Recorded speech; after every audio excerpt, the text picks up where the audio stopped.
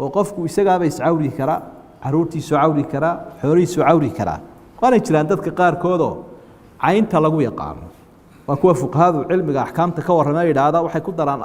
قتل مباشرة هي السبب هي شرط وحيابا النوع عاصي يشاء القتل بالشرط بيكون دران qofku hadii uu isku og yahay oo dadka uu ilaynayo oo saas oo la qasday gantaaliisa inuu ku rido shucaaciisa raysiskiisa uu ku sii daayo wala laga xidhayaa bay halkaas masaariifta lagu siinaya oo danta khaaska ah iyo tacaamka ah mar haduu ninkii waa ad-darar yuzaal way sharaacada la darar wala dirar saaxibu darar kala haduu noqdo dadka dhibayo meel baa la iska geynayaa noocyan lagu karantiimeeyo dadka qumayada ah oo kuwaas marka halkaas lagu masruufayo umada laga xidhayaa waxaa dhacday nin baa wuxuu iga warramay magaalooyinkeena barigeena mid ka mid ah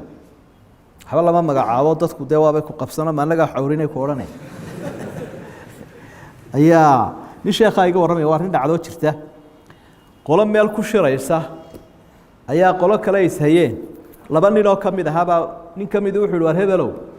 waxaa lagu yaqaanay ninkan inuu xawriyo war qoladeenu isayna waa kuwa geedkaa ku shiraye bal kaale maanta cawri kaale isha aad ugu xajibuura bal aad u eeg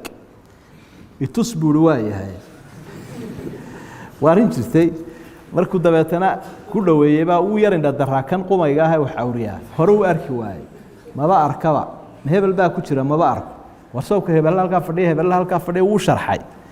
markii dambuun buu isagii u tiltilmaamayay la socday buu sidaan u eegayo markaas uu adigu indha fiiqanida dam labadiiba waa beelayo kii soo kaxaystay laha gantaalaha kaalay rid ayuu isagii ku riday ninkii labadii doodba waa beelay waa arin dhacday bay noqotay booraan hadiimaha qodin ku dhici doonteena mooyaane